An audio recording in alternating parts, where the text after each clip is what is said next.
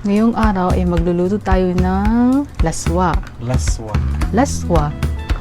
Ang laswa, popular siya sa mga taga-Visayas, mga Ilonggo, sa mga Bisayan. Natutunan ko to guys sa tatay ko kasi habang lumalaki kami, lagi itong meron sa bahay, laswa. Favorite niya yan. So, ang mga ingredients natin, kalabasa, sitaw, okra, siling haba,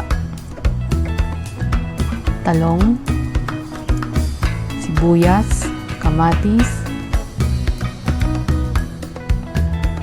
talbos ng kamote, at ang sahog natin ay hipon. Kahit anong gulay pwede nyo ihalo. Depende kung anong gusto nyo. Pwede may malunggay. Tapos sa sahog, pwede rin daing, pritong isda. Tsaka yung hipon na dried. Kalkag ang tawag nila sa Bisaya. Okay. Magpapakulo lang tayo ng tubig.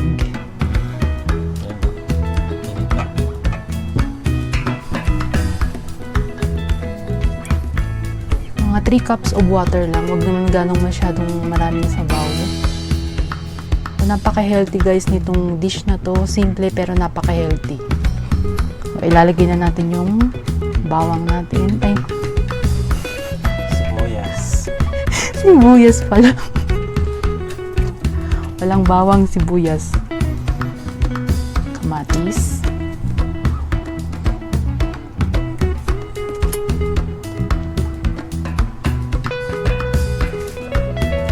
Timplahan lang natin ng konting asin. May version din ng Ilocano nito. Ano na nga version yun? Yung may bagoong isda. Anong tawag doon? Sa luto niyo? Bagoong isda. Pinabraw. Pinabraw sa kanila. Pinabraw kadag iti Ilocano nga pada. Takpan po muna natin at antayin nating maluto yung ating kamatis. Pakuluan natin siya. Ayan, kumukulo na. Ilalagay na natin ang ating kalabasa kasi siya yung matagal maluto.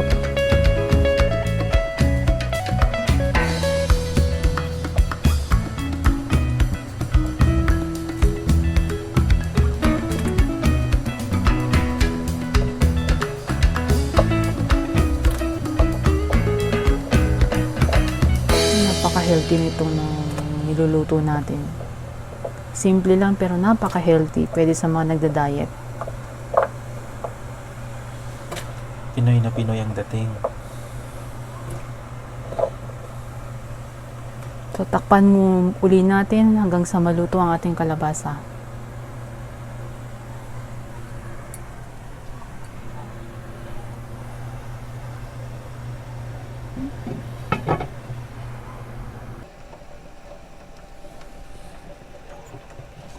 So, ayan, malapit nang maluto ang ating kalabasa. Isunod na natin yung ibang gulay.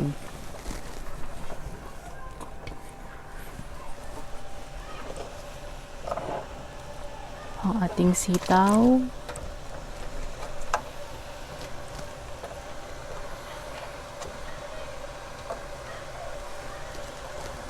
Sabay na natin ang ating talong.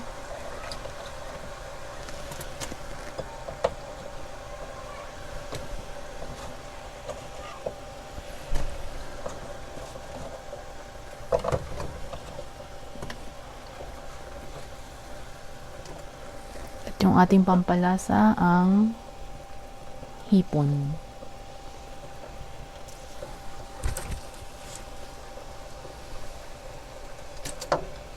Konti lang, mga 10 pieces, okay na yan. Pampalasa lang naman.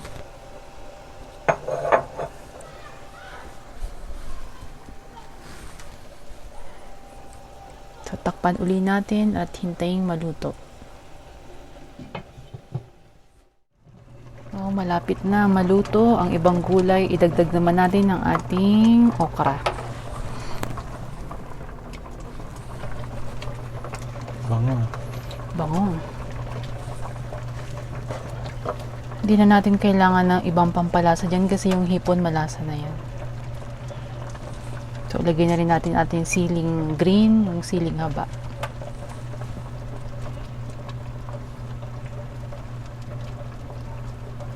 So, saglit lang yan guys, maluluto na yan. Siguro, less than a minute luto yan.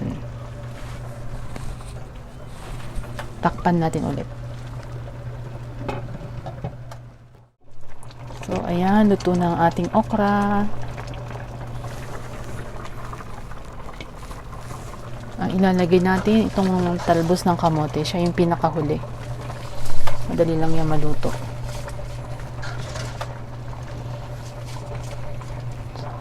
Kahit patayin na natin yung kalan, okay lang kasi maluluto na yan. Takpan lang saglit. So, antayin lang natin siya maluto. So, ayan. Luto na ang ating masustansyang ulam, ang laswa.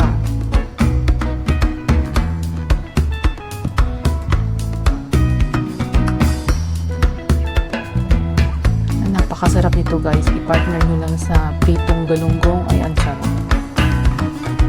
So, paano? Kain na tayo. Jokes na.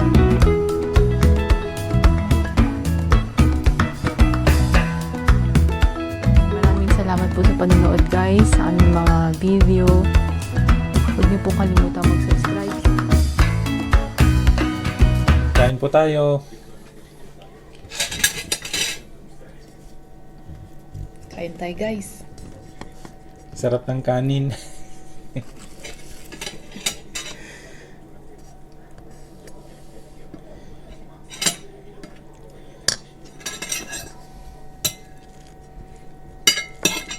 Sarap ng laswa.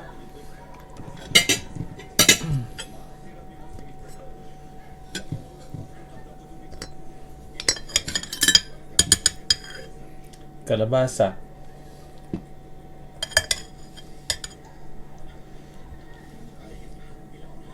Talong.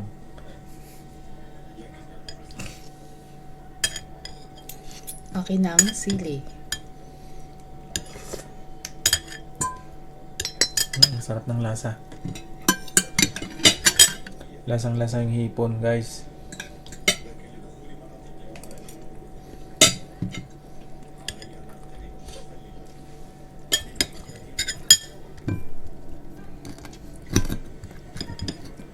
Sitaw.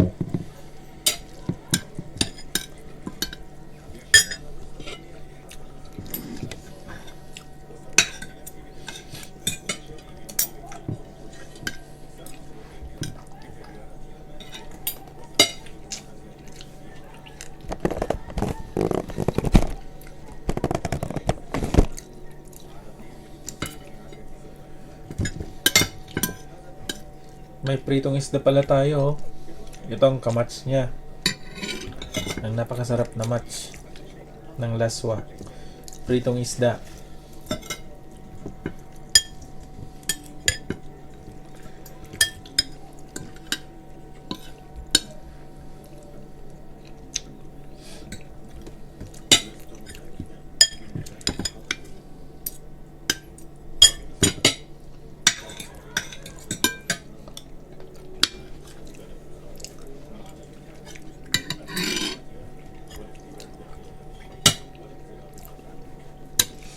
Sarap ng talbos ng kamote.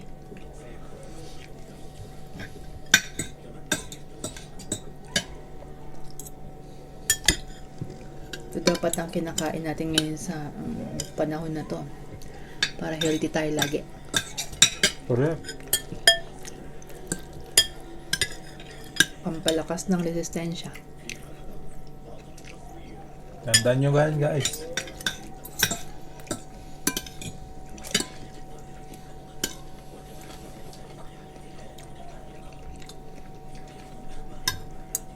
Stay healthy. Health is wealth. Stay healthy po tayo parate.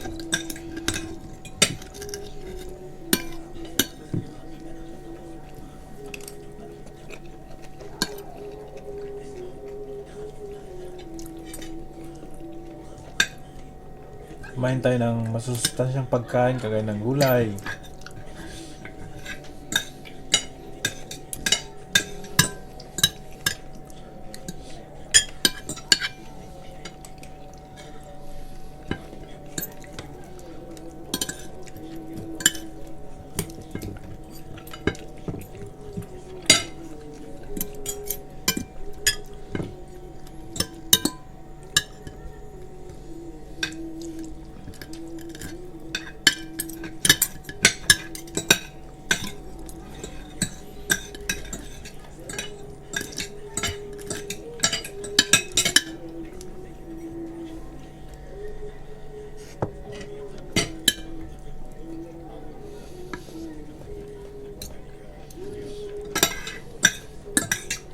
Ay, kamayin natin tong hipon.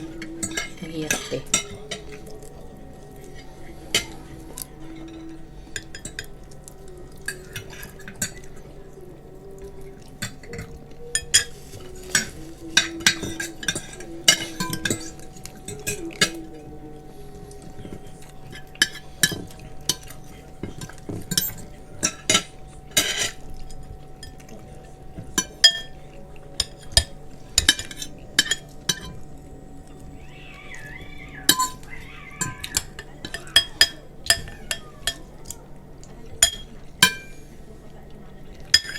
My favorite,